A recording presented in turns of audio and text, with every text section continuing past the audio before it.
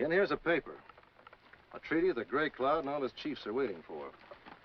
It gives him what he wants for peace, what we want. Commissioner Kirby's been holding him down.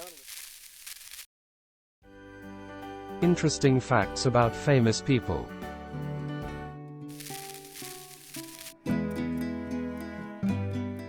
Great B-movie actors in westerns.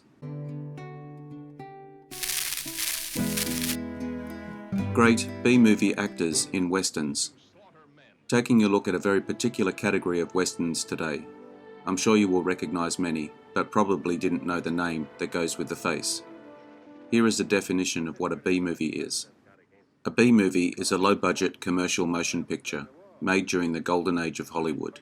The term identified films intended for distribution as the less publicized bottom half of a double feature. The production of films intended as second features largely stopped by the end of the 1950s, with the beginning of commercial television at the time. Studio B-movie production departments became television film production departments. They created the same type of content in low-budget films as series. The term B-movie continues to be used in its broader sense to this day. In post-Golden Age usage, B-movies can range from exploitation films to independent art house films. If you enjoyed this video, hit the notification button to get my new videos. If you want to check out my many other videos, head over to my channel. The link is in the description. Please take a moment to like and subscribe to the channel as well. I appreciate it. Let's get into it in no particular order.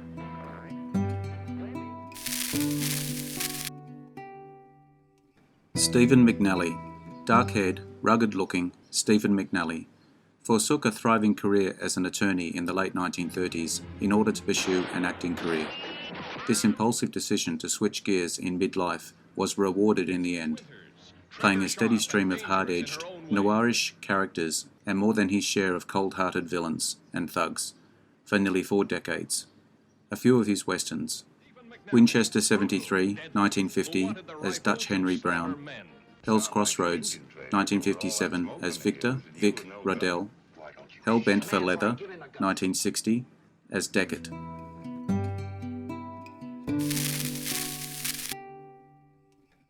Gilbert Roland, born in 1905 in Mexico, following his parents to the USA. He did not become a bullfighter he had dreamed of being, but became an actor instead. His Mexican roots, his half-macho, half-romantic ways, his handsome, virile figure helped him land roles in movies from the early 20s to 1982. He was the only man to have portrayed both the villain and the hero of a single serial. Just a few westerns: The Furies, 1950, as Juan Herrera; Cheyenne Autumn, 1964, as Dull Knife; Barbarossa, 1982, as Don Braulio, final film role.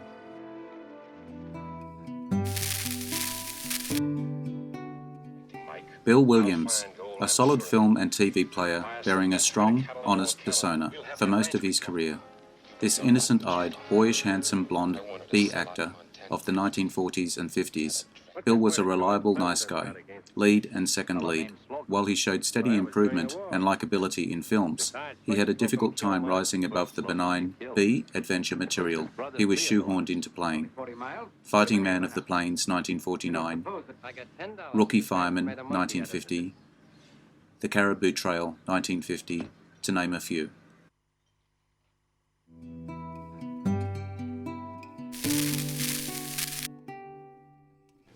Frank Lovejoy, square-jawed, intense, no-nonsense Frank Lovejoy, played a succession of detectives, street cops, reporters, soldiers, and such over his career, making his film debut in 1948. He worked steadily, mainly in supporting parts, but also as a first or second lead. Just a few westerns: 1953, The Charge at Feather River as Sergeant Charlie Baker; 1955, The Americano as Bento Hermony; 1958, Cole Younger, Gunfighter, as Cole Younger.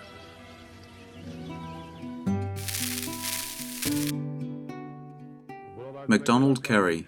Film and television actor MacDonald Carey became famous for his role as Dr. Tom Horton on the soap opera Days of Our Lives, 1965. His film career was from the 1940s to 60s. He appeared mostly in second features aka B Pictures.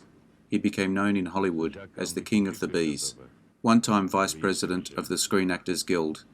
Just a few westerns. The Great Missouri Raid, 1951, as Jesse James. Cave of Outlaws, 1951, as Pete Carver. Man or Gun, 1958, as Maybe Smith, Scott Yancey.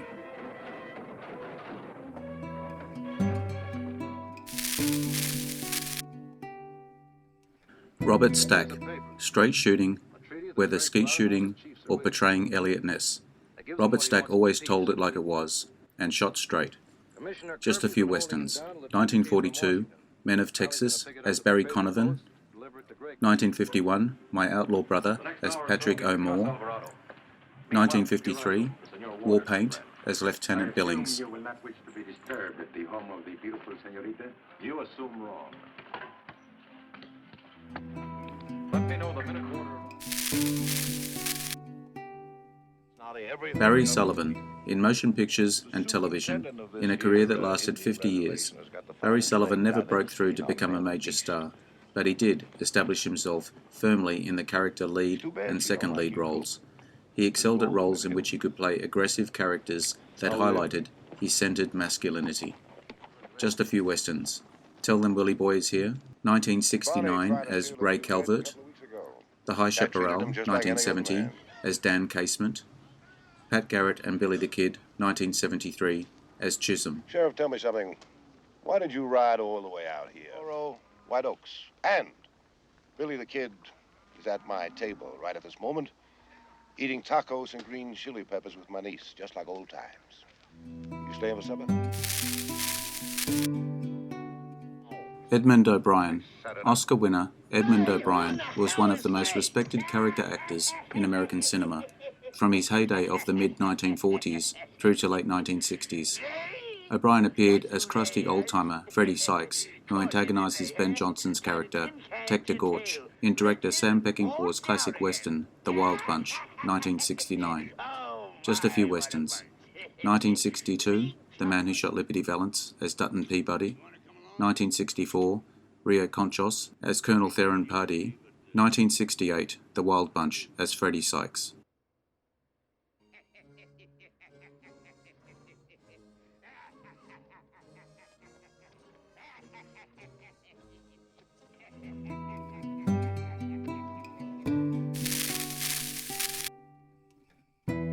Dennis O'Keefe, tall, cheerful, outdoorsy, leading man of Hollywood B-movies, who started in show business as an infant, accompanying his vaudevillian parents, Flanagan and Edwards, the rollicking twosome, on the stage. Seriously acting was rarely called upon, but Dennis handled the material given to him with aplomb and good humour. Just a few westerns. The Kid from Texas, 1939, as William Quincy. The Eagle and the Hawk, 1950, as Whitney Randolph. Passage West, 1951, as Jacob Carnes. We're going to California.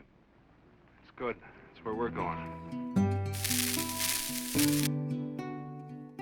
The last of the B-Western stars, American actor who had early success as a sunny juvenile, but whose career declined following World War II, in which he was a highly decorated hero. His 1953-54 movie series that began with Star of Texas, 1953, and ended with Two Guns and a Badge, 1954, was the last of the low-budget westerns that had been a staple of the film industry for half a century. Just a few westerns. Riding Shotgun, 1954, as Deputy Sheriff Tub Murphy. The Desperado, 1954, as Sam Garrett. Buffalo Gun, 1961, as Roche. Final film role.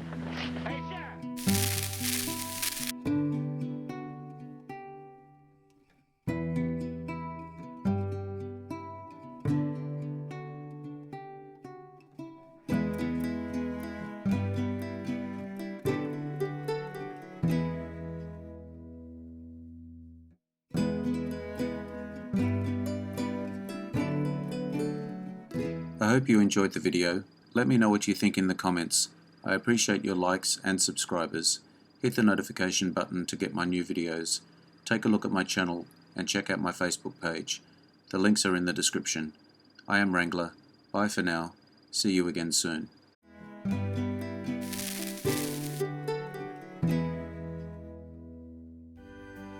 Interesting facts about famous people.